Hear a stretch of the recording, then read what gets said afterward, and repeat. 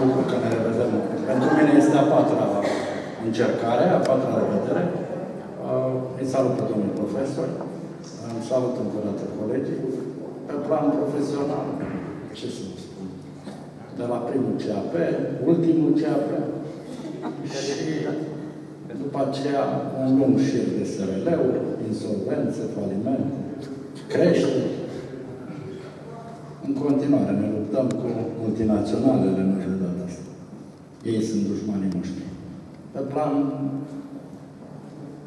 personal, nu avem prea multe realizări. Sunt căsătorit, soția mea aici, îi mulțumesc că este aici. Și cam atât. Mulțumim, Daniel.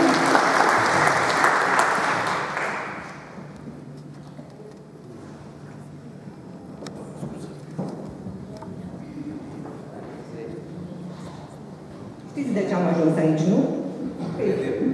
Este prima oară când particip, mă bucur foarte mult și îmi dau seama că n-am trecut totuși 30 de ani.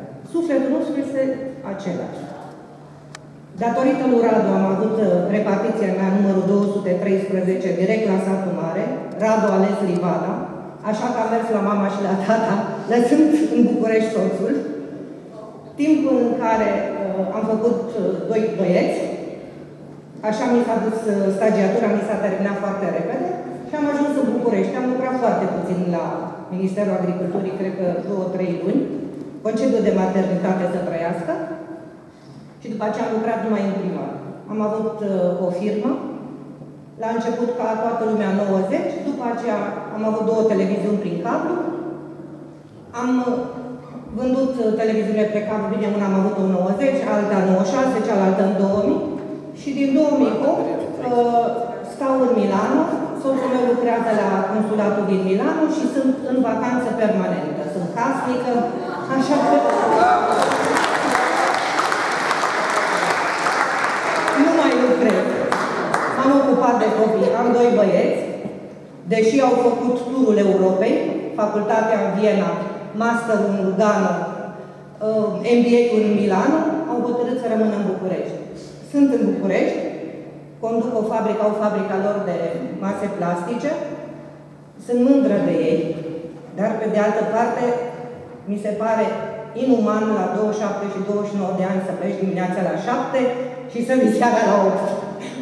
Deci mult prea tânăr pentru așa ceva, mult prea tânăr. Cam atât.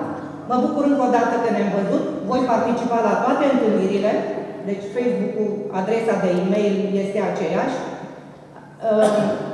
Cu mare plăcere ofer un cappuccino, vi-l garantez. Așa că aștept doar un mesaj de la voi și ne vedem cu drag. Încă un an, da, încă un an mai stau la Milano. De ieri mi s-a prelungit încă mandatul soțului meu, așa că încă un an sigur. După aceea nu se știe unde merg. Și vă mulțumesc încă o dată. Apropo de băieți căsătoriți, auzeam niște voci pe sală. Băieții sunt căsătoriți? Cel mare, da. Am uitat să vă zic că am o super noră, până un alta numai cățel, nepot, nepoată nu. Și mă înțeleg foarte bine relația soacră-noră, este ok. Sper să fie în continuare la fel. Mulțumim.